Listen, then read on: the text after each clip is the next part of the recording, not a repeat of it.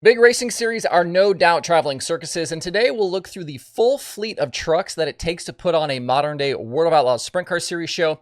Plus, we'll talk High Limit, Indiana Midget Week, and the Super DIRTRACKR Series. Let's go.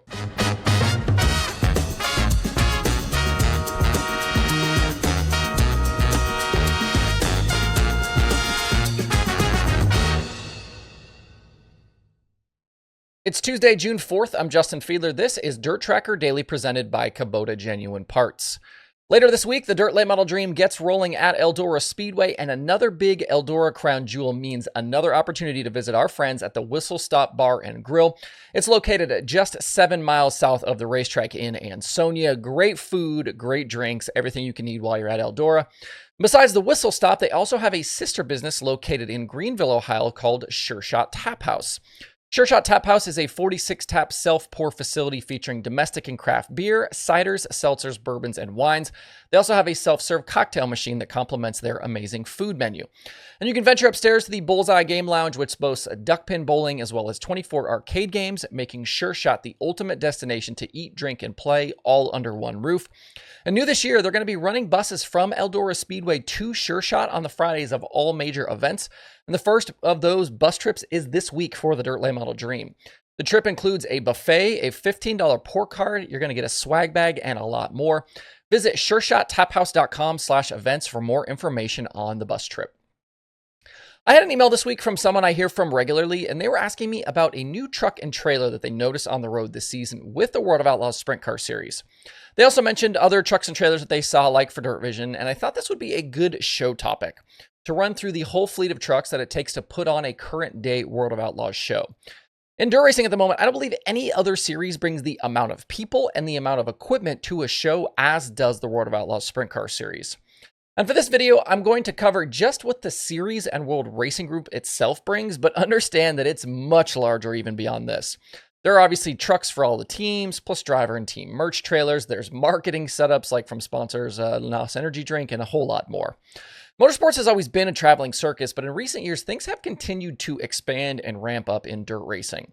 Gone are the days of a single trailer behind a pickup truck, and in are the days of big screens and dedicated spaces for each business function, and even show trucks. The main truck and trailer you've been seeing at World of Outlaws races for years is the Series Command Center.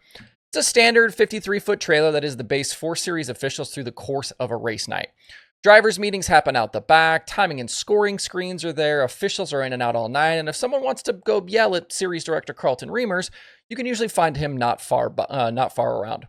A space up top dedicated for storage for Series golf carts and equipment, and at certain tracks you can find a who's who of drivers and crew chiefs standing on the top roof deck scoping out racetracks. You can also often at times see a big awning out the side with tables set up. You can find food there as well. The other truck and trailer for series operation is the tech trailer. And this is not a new addition to the series, as the second trailer has been around for a long time, but things got upgraded this season with a new piece. You can often find the scales set up next to it in the pit area. It also hauls vehicles and equipment. And I know the old one had space for a workshop inside, which I'm sure this one does as well. Tools plus parts and pieces for fixing things on the road. And so much trailer space is necessary because there's all the side-by-sides, there's four-wheelers, there's all the golf carts used. It takes a lot of equipment to put these races on, and you need a lot of space inside these trailers to haul that around. The third trailer that's stickered up very similar to these first two is the Outlaws merch trailer. If you've been to an Outlaw race, this one is parked in the midway where you can find Wes Irwin slinging all sorts of Outlaw goodies. I'd shudder to think how many miles the merch trailer and the Command Center trailer have on them at this point, as both have been in service with the series for a very long time. Beyond these three, the next several we'll discuss are much newer additions to the road. Because of the explosion in streaming, Dirt Vision needed its own dedicated space at the track, and things have expanded to also include the big screens. So Dirt Vision now has two trailers at each race. One is the screen and the other is the production trailer, where all of the video feeds and audio from around the track are piped into before then being beamed back to the production facility at the World Racing Group office in Concord, North Carolina. The DV crew has all of their own equipment. That includes the cameras, the audio gear, and the miles of cabling needed to tie it all together when you're trying to show broadcasts from races from coast to coast. And the other big trailer you'll often find parked out front of Outlaw shows is the newer event operations setup. We actually talked about this one on a daily show back when it was being put together. It provides space for the events and marketing teams, and with windows off the side is used as a mobile ticketing center for fans. If certain tracks on the schedule don't have great infrastructure, the Outlaws just bring their own. The final vehicles that I will spotlight here as well are also more recent additions. The first is the Pace Truck. You'll see matching pickup trucks across the three main traveling series under the WRG banner thanks to their deal with Toyota. They're wrapped, they've got full light bar setups, they're perfect for fan and hospitality experiences on top of their normal duties as pacing the field for races. And then the next one, we've talked about this one on the show actually earlier this year, and that's the new safety team truck. New this season, the Outlaws bring this setup everywhere. It includes a full complement of safety and rescue equipment that includes fire gear, all in the back to go along with a series official with a background as a firefighter and paramedic. This is in addition to the side-by-sides and four-wheelers geared out with safety equipment that are also around the racetrack. And then the final one I'll show here is a truck that's been around a long time as well, and that's the show truck. This one has been rebranded several times. When I first worked at World Racing Group, this was STP, then became Craftsman, and now obviously in recent years, it's NOS Energy Drink. It totes around, show cars can be seen at some races, but usually stores, gas stations, wherever it's needed to get some attention. And it's hard to miss with its wild paint job.